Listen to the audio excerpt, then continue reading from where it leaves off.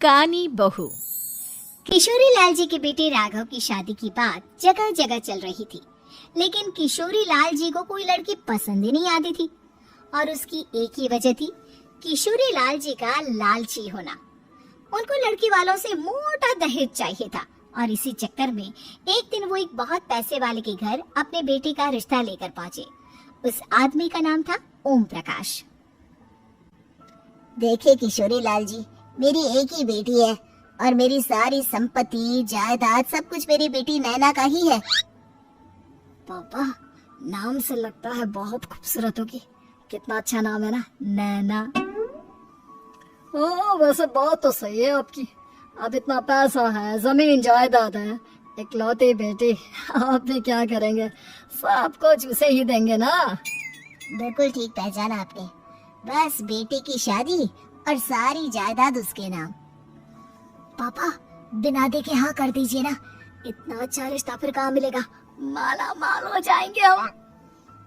मैं अपनी बेटी को बुलाता हूँ।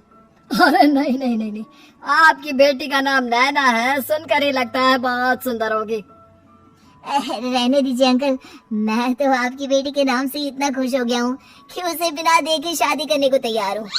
अब तो मैं उसका चेहरा सीधे शादी के बाद ही देखूंगा। और इस तरह राघव नैना का चेहरा नहीं देखता और उससे शादी कर लेता है। शादी के बाद अपनी सुहाग रात पर जब राघव नैना का घूंघट उठाकर देखता है तो नैना की आंखें बंद थी। कितनी खूबसूरत हो तुम नैना, जरा अपनी आंखें खोलकर मेरी तरफ देखो तो सही। नहीं, मुझे शर्म आती है। अरे, मैंने तुम्हें शादी से पहले भी नहीं देखा, और अब अगर तुम आंखें खोलकर मुझे देखोगी भी नहीं तो मुझे अच्छा कैसे लगेगा? इससे पहले कि नैना अपनी आंखें खोलकर राघव की तरफ देखती, अचानक से लाइट चली गई और राघव नैना को पूरी तरह से देख भी नहीं पाया। अगली सुबह नैना राघव के लिए नाश्ता बनाकर लेकर आई। अरे ये क्या, आधा पराठा सेका हुआ है और आधा बिल्कुल कच्चा।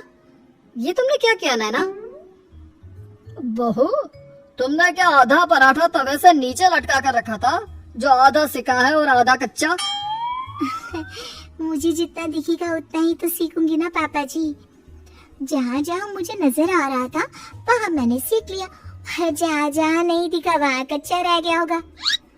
इसका क्या मतलब है?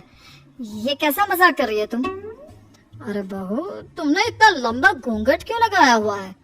देखो, हमारे घर में बहुओं को बेटी की तरह रखा जाता है, और फिर तुम तो इतना सारा माल लेकर आई हो।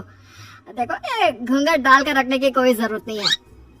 हाँ नैना, पापा जी ठीक कह रहे हैं, तुम तो आराम से रहो, अपना ही घर समझो। नैना अचानक से अपना घूंघट उठा लेती है। अरे ये क्या पापा, नैना की तो एक आंख फूटी हुई है। नाम से नैना, लेकिन ये तो कानी बहू निकली। मेरे साथ धोखा हुआ है, धोखा। बिना दिखाए अपनी कानी लड़की मेरे संग ब्याह दी। मुझे कानी फिर भी नहीं चाहिए। मुझे अभी ओम प्रकाश जी से बात करनी पड़ेगी। आखिर उन्होंने मेरे साथ ऐसा किया क्यों? अरे, आप लोगों ने ही तो पापा से कहा था कि आप लोग शादी से पहले मुझे देखना नहीं चाहते। अब मेरे पापा पर क्यों इल्जाम लगा रहे हैं? अरे लेकिन उन्हें बताना तो चाहिए था ना कि तुम कानी हो, एक आंख से तुम्हें दिखाई नहीं देता। किशोरी लाल और राघव नाराज होकर ओम प्रकाश को अपने घर बुलाते हैं। पापा जी, ये आपने क्या किया? शादी से पहले बताया क्यों नहीं कि नैना की आंखों में परेशानी है? अरे, आप ही ने तो लड़की देखने से मना कर दिया था। और लेकिन आप बता तो सकते थे। आपको तो हमारी बेटी की प्रॉपर्टी चाहिए थी, वो भी पूरी की पूरी। अब क्या हुआ अगर उसे आधा दिखाई देता है?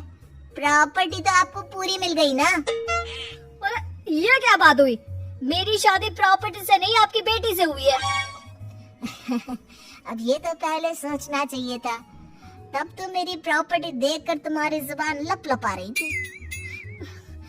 लेकिन मैं कानी लड़की को अपनी बीवी बनाकर नहीं रख सकता। पापा, कुछ करिए ना आप। हाँ, करता हूँ।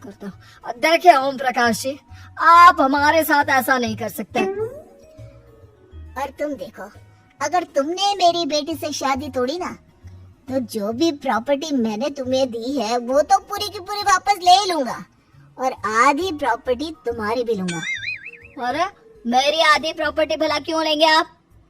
इसलिए क्योंकि मेरी बेटी को आधा नजर आता है और उसकी नजर अभी तक तुम्हारी आधी जायदाद पर ही पड़ी है। अब तुम उसे घर से निकालोगे तो कुछ तो लेकर जाएगी ना। और अगर हम आपकी बेटी को अपने घर की बहू बनाकर रखे तो? तो तुम्हारी पूरी प्रॉपर्टी तुम्हारी ही रहेगी, और जो मैंने तुम्हें दिया है ना, उसमें से बस मैं आधा लेकर जाऊंगा। अरे लेकिन अब आप अपनी दी हुई प्रॉपर्टी में से आधी वापस क्यों लेकर जाएंगे? अगर मैं आपकी बेटी को अपनी पत्नी बनाकर रखने को तैयार हूँ तो?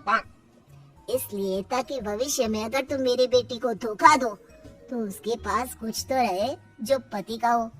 वैसे मेरे पास तो बहुत कुछ है, लेकिन अपने पति की कोई निशानी तो उसके पास होनी चाहिए ना। अब अगर तुमने मेरी बेटी को कहानी कहा तो तुम्हें प्रॉपर्टी भी कहानी